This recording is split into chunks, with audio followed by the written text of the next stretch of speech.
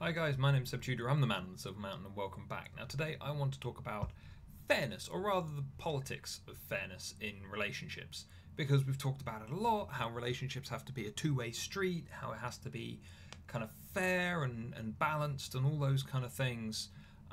But in regards to fairness, it can be a tough thing to manage because there are so many different ways of kind of stacking things up on those scales to make them kind of even out. But also, we live in an age at the moment when, we have for the last 100 or so years, to be fair, when things like fairness are cried by certain people, not the vast majority, but by certain people to not mean fairness or equality or an even share or anything like that, and are actually called as a way of trying to shame people or knock people down or lock them away from gaining access to actual fairness, and are those people who are calling out and yelling fairness and equality and things in people's faces tend to want some kind of supremacy or preferential treatment. And again, not the vast majority of people, but unfortunately we live in an age where it's far more obvious than it has been the last 100 or so, simply because the internet lets us see so much more of humanity's sad and upsetting side. In which case, how do we deal with this? Like, what is the core issue? Well, the core issue would be, for instance, something that we touched on earlier this week when we were talking about dating, where the idea of fairness comes in to paying for a meal and the expectations thereof. Because one of the things that is bemoaned, one of the things that is bemoaned an awful lot is how you might have one side of the relationship or an interaction go, well, I bought you supper, so now I expect something back from you. You know, be that sexual favours, be that more time spent, be that extra help with something or whatever else. You know, there's that expectation. And this is why the other day I said, look, just split, especially around dating, just split the bill, because you don't know where it's going to go and it's just easier to run with just splitting things up and going your separate ways while still enjoying a pleasant time overall. Maybe even discuss that beforehand just so that the expectations are clear. But, as said, fairness, relationships, all these things are two-way streets. They have to be. More than one person involved. So, when it comes to the politics of fairness, of how you would agree things and wrangle things and work things out between you, it's important to take note of where people's kind of attitudes lie. If you've got someone who's going, well, I'm the man, therefore I should pay for everything. Let's think about this. That means that you have an awful lot to hold over someone else. Should the other half of the relationship in question go, hold on, no, let's actually just be reasonable, be even, be fair in this. I know an awful lot of people who at times have gone, oh yeah, they're buying everything, it's great.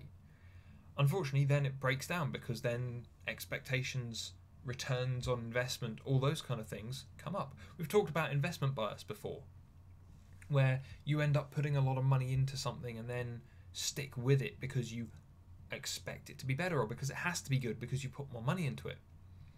Great, so okay, you've put an awful lot of money into a relationship. Possibly one of the largest cash sinks ever. Great investment if it works well though. But let's say that you've done that and so you get stuck there. Think about it this way. More recently as well, again, thanks to the internet and the transparency around certain things, we've seen this uptick in women who have been abusing boyfriends, who don't do anything but have lived off that boyfriend and then harmed them, in some cases horribly. And it's a case of going, yeah, but why is that boyfriend not necessarily gone? Well, if he's pumping all of his money into it, and occasionally he gets what he wants in a way, then that's an investment bias being formed. You know, he's put all of his time, his money, his effort, all those things into that interaction with that one person, that situation with that one person. In which case, when bad stuff starts happening, well, yeah, it was bad, but I've put so much into this. How can I sacrifice all of that? First off, if you find yourself putting an awful lot more in and not getting much back in return, or if someone is expecting a lot of you when offering nothing, simply put, bad relationship, bad deal, don't do it. You know, there's you can almost there's a reason why things like Brexit have been likened to bad relationships or entitled partners trying to split up, and it comes down to, yeah, the bad deals are part of it. Relationships are in a way transactional, and yet it's how those transactions are managed, how they're set up, that make the difference. As I've mentioned before in other videos, one of the ways that you can have those transactions set up is literally just going and talking about it. Okay, well, I'll pay for this, but then, you know, if you're at home not doing as much, you need to maybe take care of these other things in terms of effort, so that we've got that equivalence in overall capacity that we're throwing into this relationship, into what we're doing together.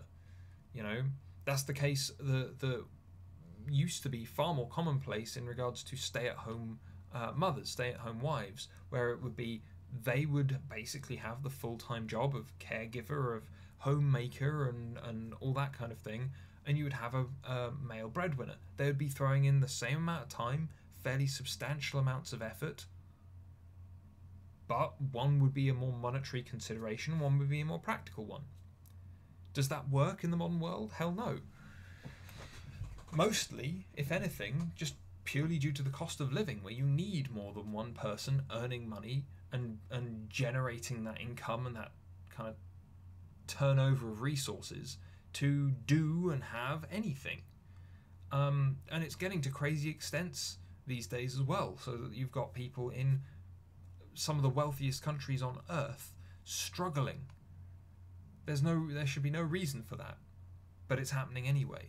And so that fairness, though, that two-way street of resource exchange, of time exchange, of consideration for each other, all those things, it can get political. It can get nasty, because one person expects one thing, one person expects the other, and they aren't negotiating, they aren't compromising, they're not making a deal. And there's no discussion around it. There's no understanding. There's no explanation and follow-up. There's just want. And that doesn't help anybody, especially in a relationship where relationships are best served by people wanting to give.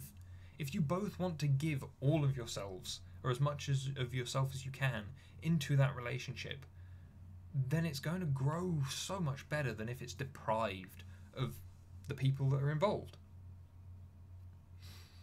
In which case, you know, when we were talking yesterday about not turning people into projects, that involves fairness as well. As I said at the time during the video yesterday, if you wouldn't want someone to do something to you, to try and coerce you, shift you, move you into some other space that you don't necessarily want to be in, then, you know, why would you do that to someone else? Why would you waste energy on that when you could put energy more constructively into working with that person by rebalancing your efforts, rebalancing your input?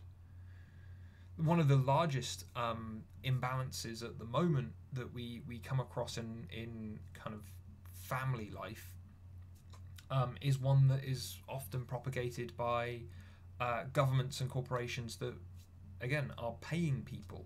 They are the ones that are controlling a good chunk of your life. And one of the ways that I'm talking about this in this moment is the maternity-paternity disparities in a lot of places. You know, where as a result of the choice to have children, which is a two-person decision, granted, but it's then not a thing that can be followed up by two people, because one person, the mother, gets a substantial amount of time off, but then they also lose, as a result of them losing their physical capacity, because they're obviously burdened by a tiny parasite that then becomes a not parasite to a degree after about 18 years maybe. it's a case of looking at that and going, okay, so she's physically less capable. Not saying she's an invalid, but less capable. But then also, whilst on maternity leave, especially after I've had to help out and deal with arranging corporate maternity leave before, good God, firstly, is it a massive pain in the arse, but secondly, the pay reductions and things and the time allowed off, it can be substantial. It can be a real problem. Just from the amount of time that can be taken off and how quickly money runs out. How quickly you don't get paid anymore. And granted, it might be different for certain jobs where you've got higher paychecks or larger salaries, or where you're paid a pay packet regardless of if you are in the office or not, and how forgiving the company is that you're working for. But an awful lot of, majority of people working in jobs that pay between 15 and 17k a year, it's a case of most of those jobs are hourly pay. You're not going to get those people getting paid whilst they drop out the workforce. In which case, during the time that that's going on, it all falls to the other person in that relationship, which can be really difficult. And yet, the idea of fairness in that, where initially it's a two-person decision, and then they might want more fairness between the two of them. They might want to kind of maintain that. But the places they work and the places that kind of organise all of this stuff, legislate over it, often don't allow it. Which can then, even though it's got nothing to do with the two people in the relationship, they might have the best intentions. Started going Scottish there, don't know why, but they might have the best intentions, and yet it can still all fall to pieces, and that resentment can start and all that kind of stuff because of things that are way outside their control. Again, how to deal with that would be to sit down, have a discussion, and achieve understanding, because it can be tough, especially when a couple that's been going very well, maintaining that level of fairness, communication, development consistently for a long time, suddenly has that scale shifted horribly in one direction. It can throw everything out of kilter and ruin an awful lot. And especially considering that one of the biggest changes that causes that is children. It can go horribly wrong literally as the child is developing and being born, and then it can be horrible fallout for the thereafter. In which case, communicate. Talk these things through. Work these things out. Don't make it political. When you were talking about fairness, we mean fairness, and even appreciation, even input from both people, and even output from both people as well, to one degree or another. Yeah? Make it all about giving, and make sure that both of you are giving what you can. Sometimes people aren't going to be able to give as much as one another. People in different jobs with people different paychecks, different capabilities. Fine. But it's about the giving as much as you can within the situation, to the extent that you have agreed with your partner. That's what matters. In which case, try and ditch the political BS. Try and remove yourself from the entitlements, from the preconceived notions, from all those things, and live in the real world with that person that you want to be with. That's the important set of things to do. Anyway, guys, I'd love to hear your thoughts on this. Anything else that you would like to add would be great. Please leave it down in the comments there. But otherwise, there will be a live stream tomorrow at 3:30. I know I probably should have said this earlier in the week as well, but it's there. I will be throwing up the stuff as I usually do, and I will be there at 3:30 UK time tomorrow. So thank you very much for watching, guys, and I will see you in the video later. Take care. Thank you very much for watching, guys. If you enjoyed this video, found it interesting, then please drop us a like, share this video, and subscribe for more. And I'll see you in the video later. Take care.